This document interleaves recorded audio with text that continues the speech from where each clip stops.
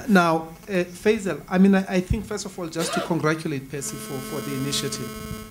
And maybe just to also just say, maybe Percy should be encouraged to take up this offer from the minister.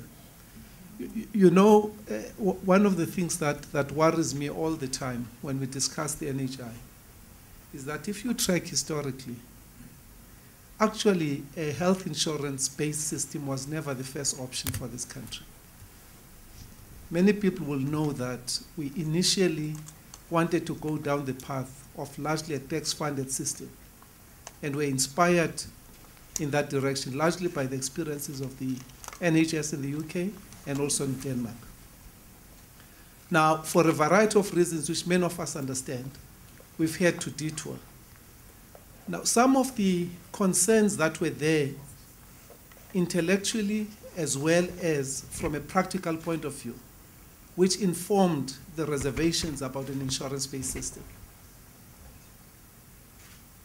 These are not things which cannot be changed, but the anxiety about us engaging in deep discussions around the practical steps of implementation sometimes derive primarily for that.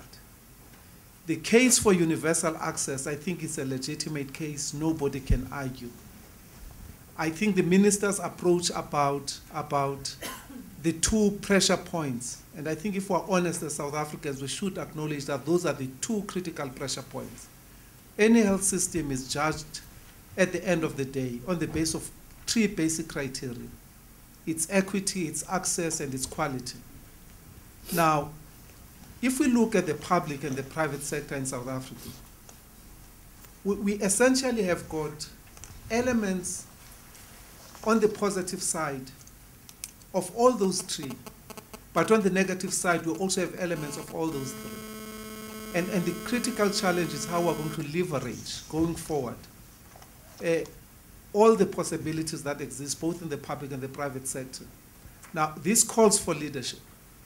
And basically, one of the points I think I wanted to make was, you know, to find fault and to spend a lot of time criticizing, it's not a manifestation necessarily of intellectual depth.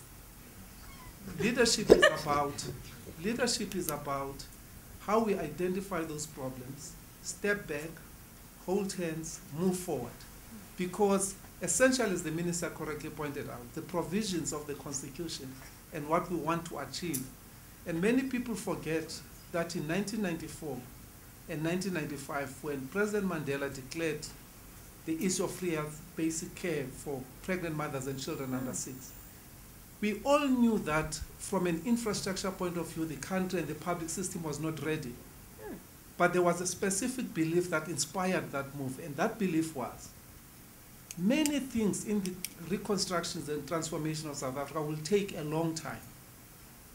Health is one of those areas where it is possible to register quick wins. But these are quick wins that can do a lot of positive things. Inspire confidence, buy time for us to take far much more rational decisions about other things, but far much more fundamentally, do what was the essence of the 1994 democratic project, which is to restore the dignity of South Africans. So to me, sometimes, and one of the fascinating things, I said this to you, Faisal, sometime there, I've been out of the health sector for 7 years, and one of the fascinations for me, which is good because it's easy to re-engage, but also very tragic because I find that the debates are exactly the same as 7 years ago.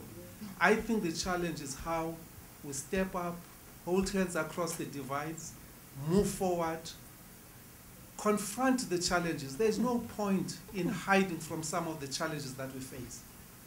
Our strength will derive by confronting those challenges, talking about them, and addressing them in as constructive a manner as possible. So, I mean, once again, I think these platforms are very good. I think we need to have a longer session where we can have greater depth in the engagement so that, in fact, we begin to put the building blocks so that we can all care about what's going to be achieved.